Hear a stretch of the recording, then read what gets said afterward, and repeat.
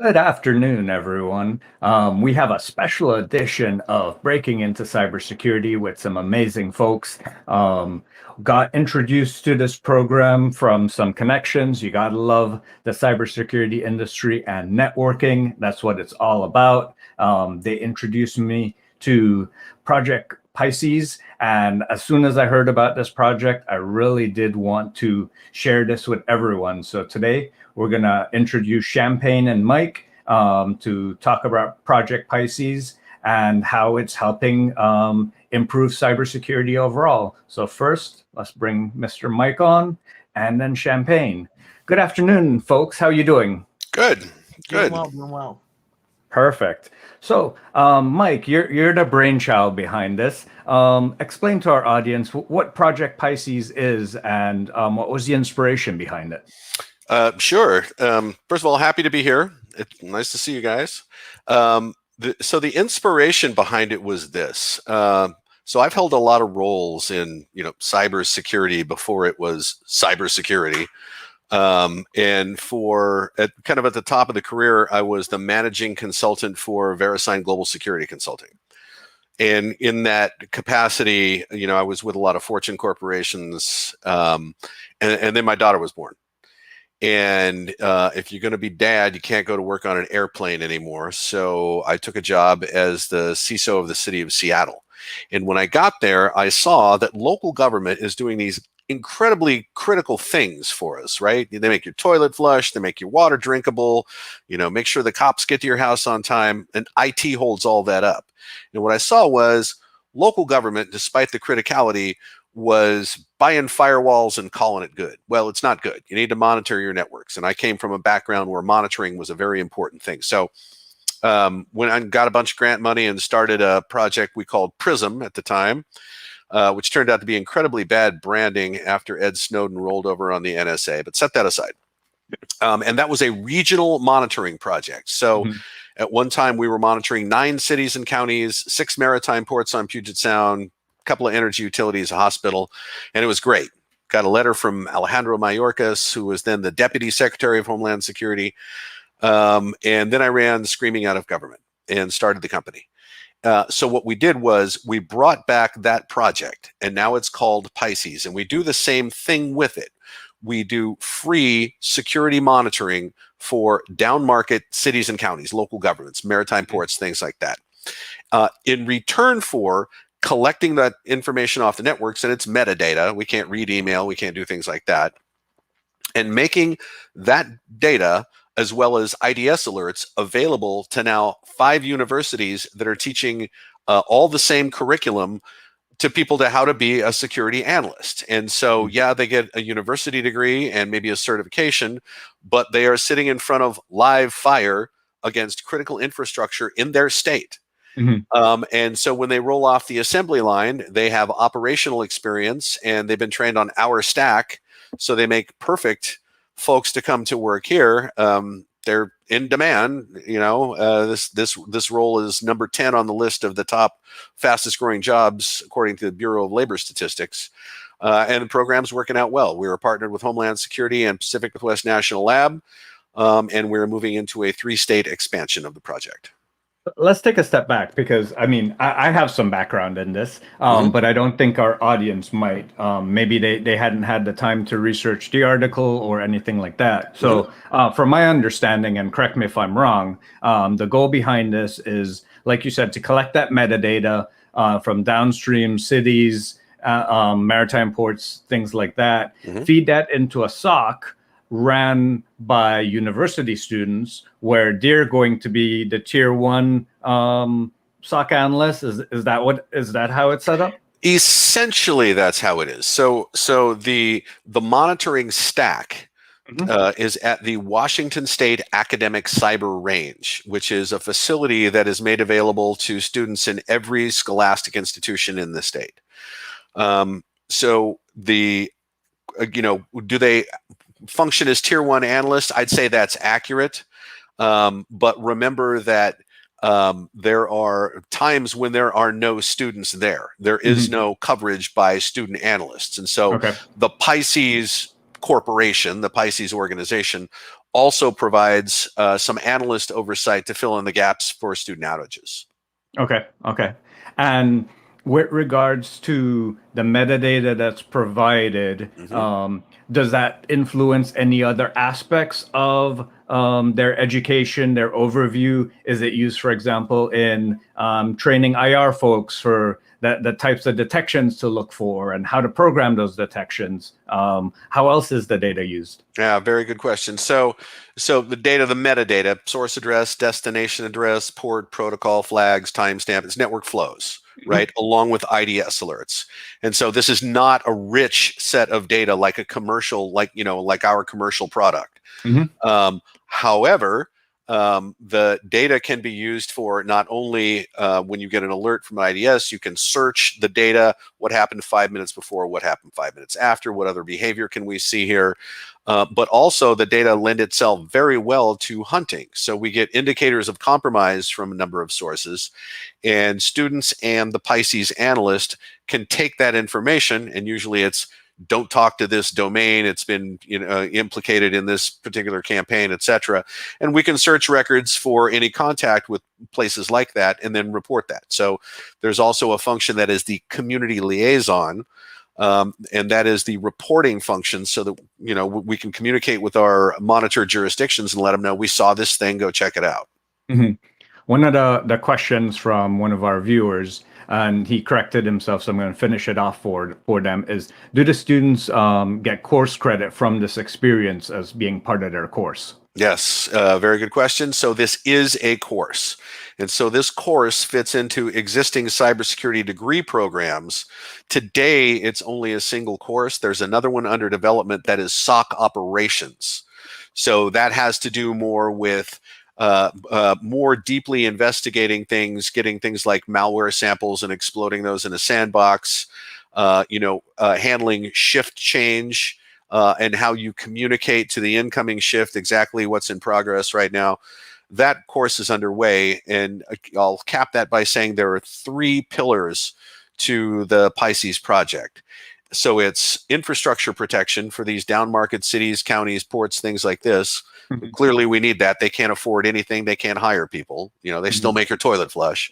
Number 2 is workforce development. And this is why Homeland Security is involved, because they're tasked with reducing the number of open positions in cybersecurity, and they found this program to be effective at that. And then the third one is research. So in your question, how can the data be used? Graduate research is now being spun up so that we can do things like develop new detection analytics and then fold those back in so that now that's available to all the universities that are teaching the PISCES curriculum. Absolutely amazing. So one of the guests we have on Champagne, we're gonna pivot over to him, Mike, and then we'll pivot back and forth and have questions for you as well. So Champagne, what got you initially interested in cybersecurity? I went to a STEM-based high school out of Tukwila. It was a Raisbeck Aviation High School, and it was like my first big grasp and big deep dive into science, technology, engineering, mathematics type of education. And there are school IT dude, because we had our laptops and stuff like that. And I used to hang out with him and skip periods by hanging out with him in his office. And I kind of built this friendship with him, right? Anthony McLaughlin, and he just sort of just took me underneath his wing, right? And I remember the day I came to school and I was like, man, I really want iTunes. And I went through and used basically an easy to access exploit to go ahead and change our sticky keys application to be a command prompt, to then open it and basically change the password to admin on the actual local computer. So that way I was able to get admin access and then download iTunes and listen to music while I was at school. And I remember how angry he was with me. He's like, I'm not going to tell anyone. He's like, but don't do it again. Right. And it's so that's where I kind of got my first brush. It's hey, cybersecurity is one of those cool things where it's there's always going to be exploits. There's always going to be vulnerabilities, and there's always going to be people trying to pry in. Right. And I want to do things that you're not supposed to do. Right. And it's one of those things growing up. Right. My dad was like, hey, it's only illegal if you get caught. Right. And then my IT dude told me it's only illegal if you don't have a degree. So I went to Central Washington University, got a degree in IT, and was had a mentor along the way. Big mentors were Dr. Bob Hickey. He was outside of the ITM department, but he definitely kept me on the straight and narrow and helped me out in situations where I wasn't able to help myself out. And then a major influence was Deb Wells. Amazing person, amazing individual. She helped us with the PISCES program. She taught the cybersecurity capstone, which is our PISCES class. So this is like for our credits, our graduation requirement, because Okay. in the ITAM department, you have basic like specializations. In the cybersecurity specialization, you take a cybersecurity capstone, and it was the PISCES class. Okay. And that's sort of like how I got into cybersecurity. I remember before I even got hired on at Critical Insight, I had a conversation with MKH, and he basically broke down everything I didn't know, everything I need to learn, and then what I need to do to end up getting a job at Critical Insight. And so basically just following that blueprint, and even like knowing someone that worked at Critical Insight outside of the school, because I used to be a bartender and he used to come in all the time, talking to him, kind of stuff to learn, stuff to kind of focus on. And that way I was able to, when I got the interview, I was able to kind of hone in on certain things because I kind of knew the ins and outs and understanding what I need to know and what I need to learn. So I learned it and was able to apply it in my interview and stuff like that. So that's kind Absolutely of the amazing. overarching theme of getting into cybersecurity and ending up where I am right now. Nice, nice. So let's recall back to your PISCES class, your capstone class. What are some of the things that it focused on, that it taught you, that you might not have seen anywhere else, or you felt like, wow, this is new and novel for you? Raw data. So basically, like, I took a couple classes where it's like I didn't have the most technical background, right? As much as I wanted to have a technical background. Excuse me, but basically, the class allows you to look at like the raw data, like MKH was talking about, and kind of like start to be able to dissect it, right? It's like when you're in a classroom setting, when you're in a sandbox, when you're in a controlled environment, right? It doesn't feel scary, right? You're like, oh, this is cool, right? There's like glitz and glamour and like lights everywhere, like it's super super fun, right? And you're like, oh sweet, I just broke down like 14 computers real quick, right? This with the simulated malware, it's funny, right? But when you're on like the line and you're looking at governmental data, right? You're looking and like, hey, I know that city. Hey, I'm from that city, right? You're like, this is going on in their network. You kind of like take it personal. And I remember like there was a ticket I did, right, where I was looking at like investigation. I can't remember what the exploit was, but I felt super great, right? When MKH came in on the ticket, I was like, oh, we should probably send this to the client. And it's like, it kind of gives you like a badge of confidence. You're like, look at me, right? Like a student, like I found something. And so it's like, it's building the confidence, right? To be an analyst, right? You get the confidence, you get the playground to trial, error, fail, and succeed. And it's like, it's kind of like those wood chips on like the ground, right? Like you can fall and not really hurt yourself, right? In this classroom. And I think that's the biggest thing. Something that I wasn't prepared for, right, was looking at how we ingested data, right? Like looking at how like our collectors work, looking how like certain programs that we use to facilitate the data and kind of organize it in a way that's like visually like accepting, because we can look at all this stuff through a Linux command line and it is not pretty. It's not. It is TCP dumps and grepping and it is ugly, right? But it gets the job done. And so what we were able to learn was how to work on like the GUI interface and like kind of absorb that and trying to see the graphs, the linear, the visualizations and stuff like that. And so those type of tools were very, very new, very complicated, and hurt my head the first time I looked at it the first couple weeks. But then after the 10 weeks of being in the quarter, right, I'm able to navigate through the programs. And then as soon as I get a job, it's not like the tools immediately change, right? We're using the same tool. Mhm. And so it's like, oh, sweet, I learned how to use a hammer. And then guess what? The hammer stayed the hammer, right? It's not like you pick up a hammer and all of a sudden it becomes a drill. You're like, this is way different than what I use. But it's like, it's the real world experience. Because like a lot of times in college, I feel like we're always behind, especially in IT, right? Because that's one of the few fields it's always changing, right? It's like you have to be in the know. You need to know what's going on, right? We have so many exploits that are always happening, and we need to constantly be ahead. And right, and so it's basically finding something that's real world experience and then that's applicable as soon as you get out of school, right? Especially if you're able to get on or work with a company that's willing to work with a college. Like doing that PISCES program severely benefited me and was single-handedly the most beneficial factor from college and directly had a helping hand in my current employment. MKH, when it came to creating this program, this partnership, tell me about what you went through to do this, because I know oftentimes trying to change or grow anything in academia, A, could take a long time, and B, everyone hates change. So what was your process going through this to get this program up and going? That is really a good question, because it took a lot of runs to get it to this point. So first of all, figuring out how grant money works, what you can and cannot do with grant money, and how to pull those levers to actually get done what you want to get done, is an art form in itself. And I had some mentors at the city of Seattle that helped navigate all that. They were absolute black belts in, how to pull the levers of government. So that was important to get it off the ground.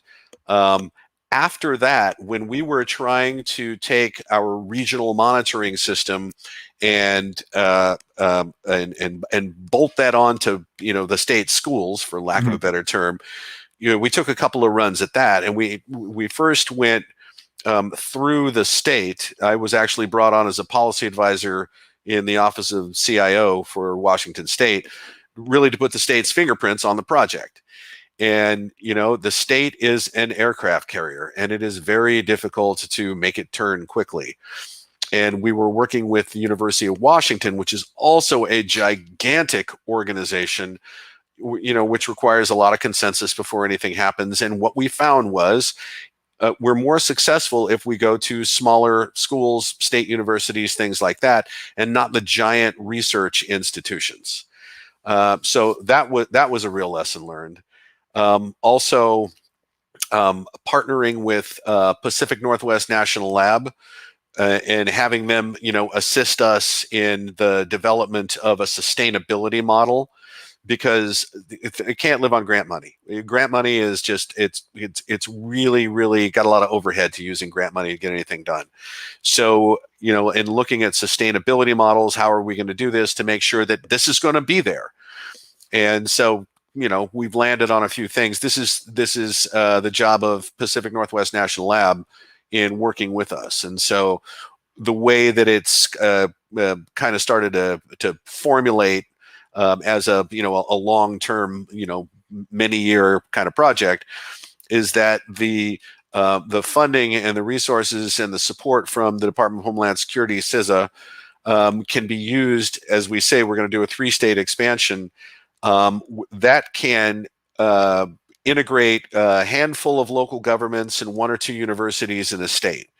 And once that has been demonstrated and the state sees that these people are being hired, they're being employed in place, and that's adding to the tax base of the state, we're going to give the state the option of taking over support for it, because there's break fix required. We got to add capacity, provisioning and deprovisioning students all has to be done centrally. So there's a large body of work that goes with this. And so, the lessons learned along the way over the last 10 years, it's taken 10 years to get here. I think we've aligned with the forces that are actually going to work, and they're going to make this sustainable in the absence of grant money. The last thing we want to become is a tick on the federal government. Yeah, that totally makes sense. And Yeah. When it comes to, for example, like understanding the model, the sustainment model, and how it's evolved, how has it evolved when it comes to now incorporating like a cloud environment? Like before, everything was on-prem. 10 years ago, everything was on-prem. Now, as there's SaaS this and SaaS that, how does that incorporate into the way that alerts are looked at and handled from the program perspective? Yeah, Homeland Security has supported a cloud deployment of the monitoring stack until they found out what it cost. Because when we're talking about moving this much data in and out of the cloud, those are astronomical numbers. Absolutely. And so we have deployed our stack, as I say, in the Washington State Academic Cyber Range, which is a great place. It's got plenty of room. We can continue to expand. There are notions that we will need to have cloud deployments that are very rapidly deployable. And that's just part of the evolution. We're certainly going to get there at some point, but the experiments that we've done up to this point just made it prohibitively expensive to do that. Yeah, I can understand that. I mean, I'm guessing that the data ingest is going to be in the petabytes. Yeah. And so have you looked into as you talk about the sustainability model and passing it on to the state, have you looked into ways that you can containerize this model or script this model so it becomes infrastructure as a service? So as you pass it off to them, they then set it up in their own infrastructure so that it's no longer in the University of Washington's Research Center, or will it keep that centralized model? We're probably going to keep the centralized model because we want things to be consistently applied across all the PISCES chapters. For example, Colorado is going to be the next PISCES chapter. And then there's a couple of states that have excelled in a National Governors Association proposal contest, I would guess you would call it, for an all-of-state cyber strategy, right, which would include local governments. Mm-hmm. So as we do that, we're going to want the same curriculum to be taught and have a good networking relationship between all of the instructors that are teaching and all of the student classes so that they can be talking to one another. So it's important that we do that part of it from a central point. In terms of containerization and having rapidly deployable stacks, we got a bunch of engineers here at CI that work on this stuff, and that's exactly what they do. So when the time comes, if we need to deploy, and they've already, they've developed the methodology already, when we need to deploy a stack into the cloud for a school that wants to take, maybe a community college that wants to take this on, and there's nobody else in their state, and there could be a circumstance where we would need to do that. We are prepared to do that. Again, though, cost is just the limiting factor there. Absolutely. We're going to pivot back over to Champagne. Champagne, as you mentioned, going through this course, and you felt like it prepared you for everything. I know you were really close with Mike throughout this process, but when it came to your application process, was CI the only company you considered, or did you go out and apply to other companies? What was that process like? So when I took my cybersecurity capstone class, the PISCES program, I was also doing my internship at the time, and I was also working a full-time job. So like this 10-week quarter of my life, I was going from 5 a.m. to midnight, Monday through Friday. Wow. Right. And it was insane, right? And like before I even did this quarter, I was working 2 jobs. I was working at a coffee stand and I was a bartender, right? So it's like the people I would serve at midnight, I'd see the next day at 5 a.m. Right. It was like I'd haggle people to come in like that. I was like, I'll serve you your coffee in the morning. And they're like super excited. But there was that time, it was like I was doing my internship. My internship was unpaid, right? And it's like I was driving 35 miles each way. So it's like I was driving 70 miles a day, literally going to my internship, coming back, like, and it wasn't unpaid. I got a stipend of $500 every 100 hours. So $5 an hour. And so it's like basically like just driving on this way, like doing all this work and stuff like that, and then coming home, working on the PISCES project, right, doing my capstones and stuff like that.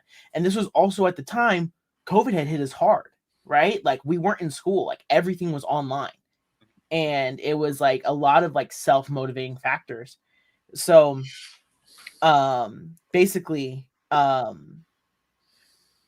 sorry, I got too lost in the backstory. Can you please repeat your question real quick? So how do you feel like the PISCES program prepared you for your next step, like looking for roles, and what was that process like? Yeah, so thank you for so during my internship, right, I applied for another 100 internships and jobs, right? And like I had 128 total job applications and stuff like that. And I remember every day of my internship, I'd go onto CI Security. I'd read the news brief that MKH puts out every single morning. Super great resource, by the way. Shout that out. And then I would go into their work with us, right, section, right? And every day, like I'd go through and look. I'm just waiting to try and see a resident analyst position, right? And that's like the entry level, because I knew that was where I was going to have my best shot at getting somewhere entry level while still in school, right? While just finishing up my degree. So CI wasn't my only choice, right? But it was my major choice, right? I mean, and even at the time, right, I got out of 128 job applications, I got 3 callbacks, right? One was from Treetop, my internship. The other one was from Yakima Chief Hops for another internship. And then the third one was from Critical Insight. And and that's what it takes, right? It's like you need to start just knocking on doors and seeing who's going to answer.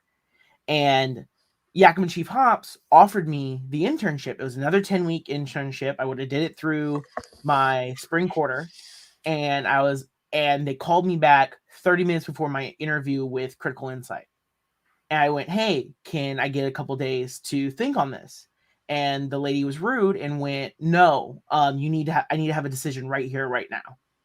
And I went, "I'm so sorry. I'm going to have to turn this down. I have an interview in 30 minutes with something that's more in line with my goals and priorities," right? Because it was a software development internship that I somehow got, that I don't have a software development background.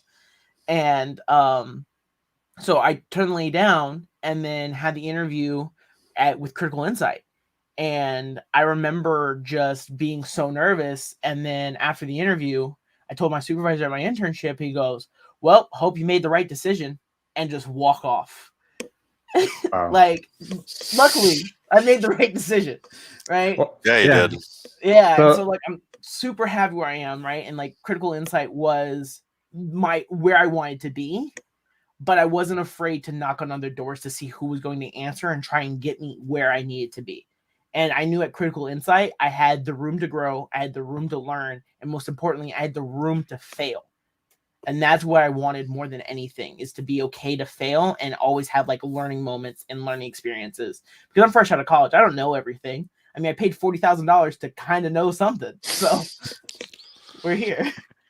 MKH, when Yep. it comes to looking for individuals for that type of role, what do you look for at the entry level? Because this is a question we get asked all the time. Like, I'm looking to break into cybersecurity, and it feels like everyone's asking for 3 to 5 years of experience. What do you look for at that level? So not us. So, so first of all, what we look for is exactly everything Champagne said. That's it. I speak to students quite a bit and, talk about the jobs ecosystem in cyber and, what are the requirements for all these different roles and things like this. And one thing I tell them is, today you can get your nice, shiny new degree in cybersecurity from just about any school. But if you get your pedigree the way I got mine, you're going to go to prison, right? Because things are different now. But when I hear Champagne talk about, my curiosity led me right up to the line, that we value that curiosity, that willing to pull on a thread, find out where that goes. That is actually one of the better interview queries that we go down, is how curious are you? Because we know you got a degree, and we know what that degree is worth. And having gone through the PISCES classes, we know that you've actually been exposed to live fire, and you understand, the the gravity of being able to interpret what you're seeing correctly, because it has to do with, your neighborhood. So, what we value, again, curiosity. We don't care if you have done things that, frankly, are right up to the line of being illegal, because I'll just be honest, I've done things that are, frankly, today are illegal. We consider that to be a differentiator. The other thing I'll say too is, we also don't care where you live, because in today's world, and this is not because of COVID, but COVID forced our hand on this as a company. we understand, especially through the PISCES program, there's going to be schools all over the country that are teaching this. This is a snowball going downhill that's going to get bigger. But as we've talked to universities, everyone says the same thing. We want to graduate our students and we want them to stay in place. We want them to find jobs here in this community. Well, now we can facilitate that, because the days of, way back in the 20th century, here's our building, and if you live close enough to here, you can work here. That's out. Yep. Okay. Now we have access to a nationwide bench. We do this extremely well. We understand the controls that need to be applied in the working space of all of our analysts. We have auditors that examine all of this stuff. They're all good with it. Our customers are good with it. And what that means is we have this incredible differentiator for the company. Our ability to attract and retain is unmatched. I'll say that, our competitors that still have the building and are paying giant recruiting fees so that they can keep their folks around for 18 months before they hit the revolving door haven't figured this out yet. And I'll say one more thing. Part of the retention, part of the reasons that people want to come here and they like to stay here and work here is because we are very mission focused. We work very intentionally for organizations that are hard to work with. Hospitals, local governments, the stuff that counts, right? If I get another letter from a credit card company, I throw it in the trash. My credit's already being monitored for free 29 times. But if I call 911 because my kid quits breathing and it doesn't work, that's the worst day I'm ever going to have in my life. That's how we focus at the company. So that's a long answer to your very good question. Thank you. And when it comes to hands-on experience, skills, competencies, one of the questions from our audience members, do you look for specific Linux experience in your junior level SOC type roles? What do you look for? Absolutely, because Linux is going to give you the best set of tools to work with. If you were good with Bash, right, you can do some shell scripting, and you're maybe good with some Python, the things that are kind of native to the Linux experience, that's what you're going to be working with. The way that we have our analysts access customer data, everybody's got a managed Windows laptop that they start with. And that, when I say managed, I mean we're watching that thing like a hawk. We monitor our company and we monitor the PISCES stack as if it was one of our customers. That managed laptop can only access a virtual desktop running in the cloud, and that virtual desktop has strict access control to get to customer data. So we've got multiple authentication steps along the way, and it's probably kind of a pain in the butt a little bit to get authenticated and get in there, but that's how we roll. So I think we're doing a good job. Love the Bastion host setup. One of the other questions from Joshua is, what sort of technical questions would you ask an entry-level SOC analyst? And maybe we'll flip this over to Champagne and see how his interview process was and the types of questions that he got asked straight from the source. I got asked some great questions. Man, it's just been a minute. Basically, to touch on that, right? The type of technical questions they're asking you isn't like the horrid developers interview that we've heard about. Like, I've been seeing horror stories about, right? They don't put you in an environment where it's like, hey, do this without Google, right? Basically, the questions that they're typing to ask you is trying to see what knowledge you have about cybersecurity and how serious you are about cybersecurity, right? It's like, one of the questions I got asked, right, was like, what, in your opinion, what's one of the most important pieces of tech when it comes to cybersecurity? And I said IDSs, intrusion detection systems, services that basically were able to detect intrusions, right, rather than immediately stopping it and kind of causing a bad experience for the user, right? And this is also coming from my internship experience, because I was working at a company that only monitored the traffic and stuff like that for 1,300 employees, right? And so if we're having like a malware or something happen to an employee that's trying to make a sale on apples, right?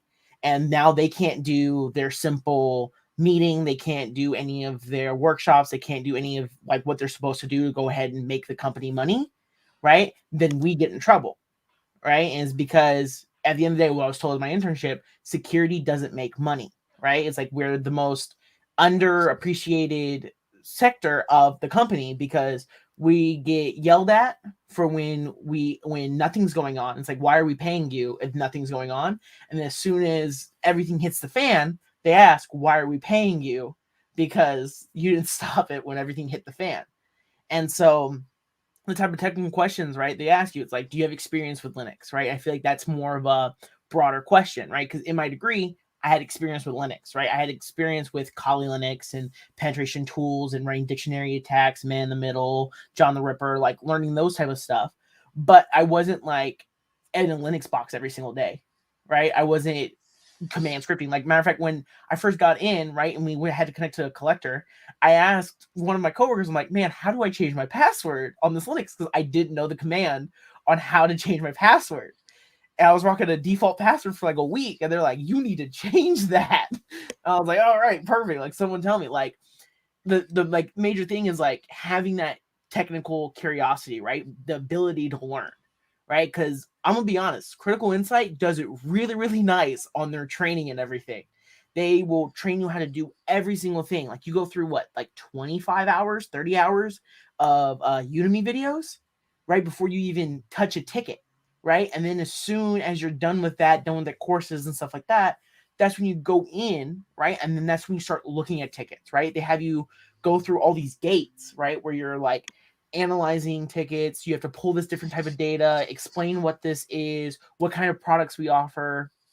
And so looking at like the technical questions in an interview, their main thing at Critical Insight is what I'm going to speak to is more of your technical experience. What are your opinions and how much are you able to actually bring to the job versus then do you know the difference between what's happening on port 80 and port 69, right? Like, just knowing like all the different ports and stuff like that, because at the end of the day, that stuff's Googleable, right? We can look up this stuff, we can find the information, right? And we can find it quicker than some people can remember it.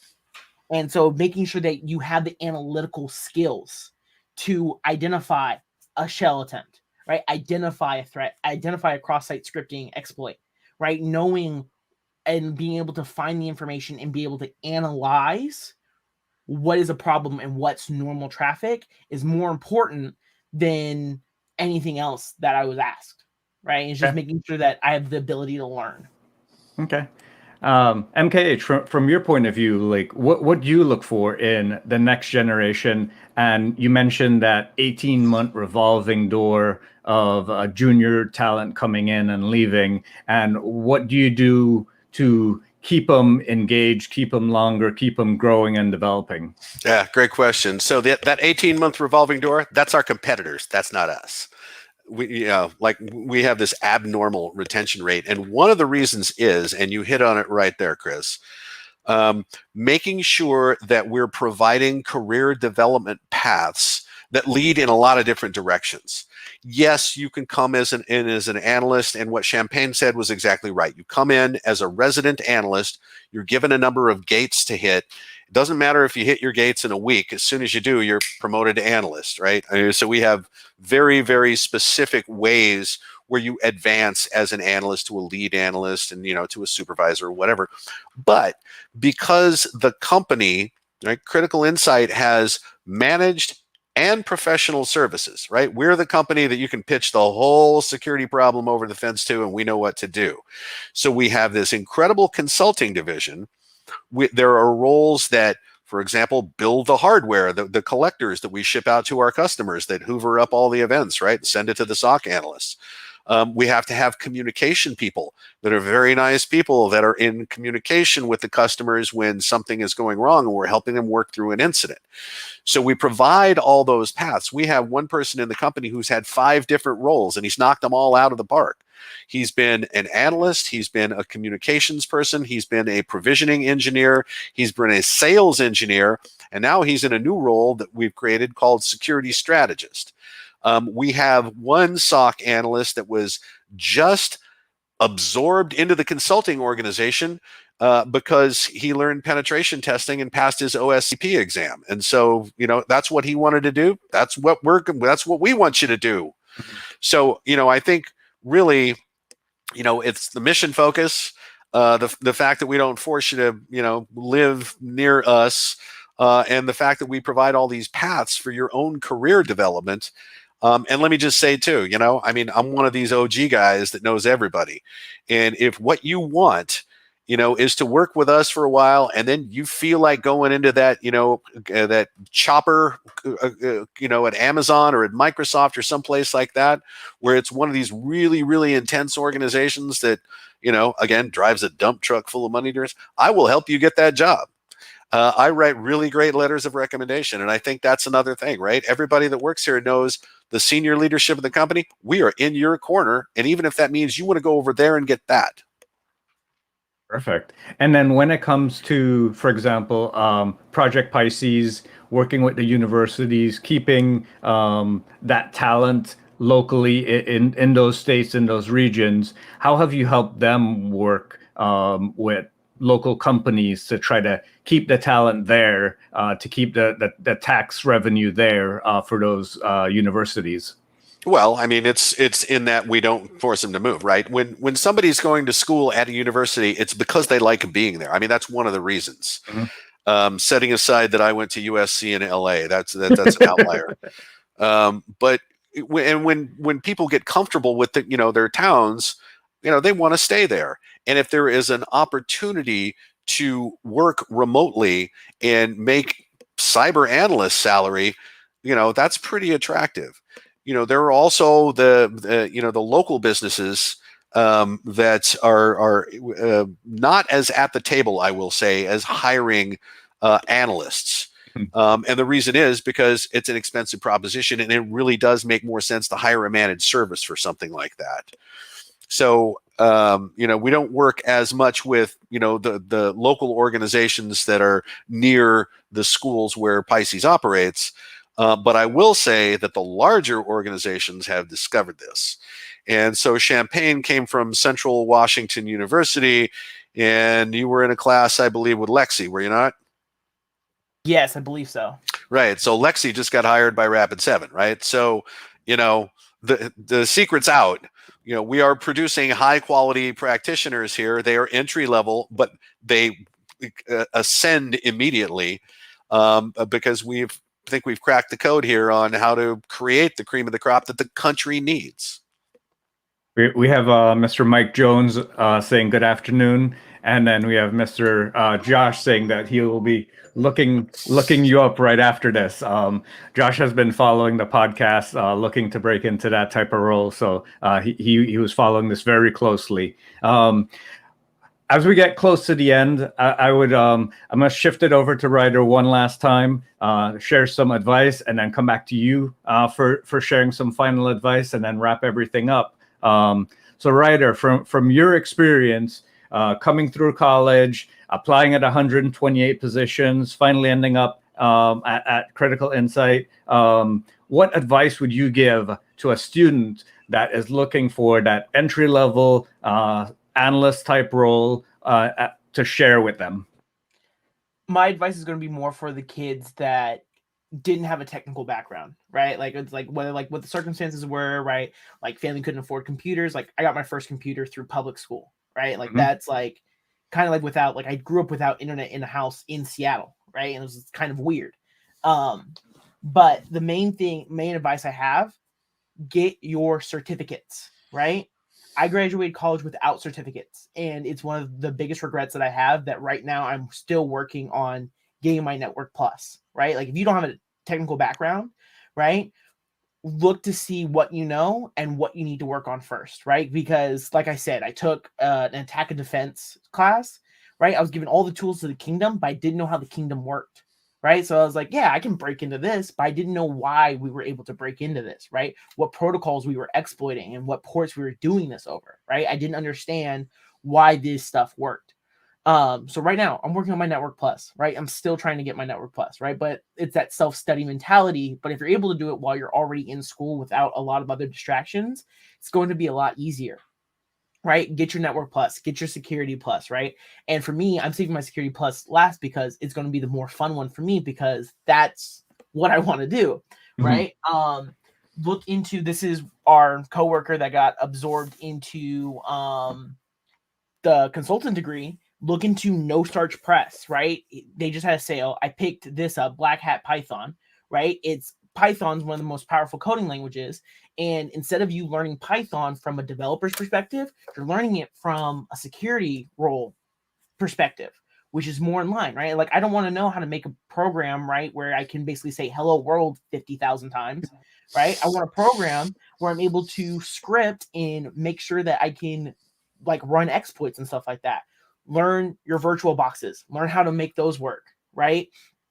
Learn like any type of like scripting that you can do, because scripting is very, very easy, right? Whether you do it through PowerShell or Bash or Python, learn how to script. That's super, super important that I didn't know getting into this, right? And so it's like, it's those type of things that are super, super helpful. Find free resources, Reddit, Twitter, Discord, right? Like, there's so many different places where you can find mentors, you can find resources, right? I'm trying to look into getting into bug bounty programs, right? And that's just something just to super help me learn how exploits look in Wireshark, right? Because like Wireshark's in a controlled environment looks way different than when you're looking at live data.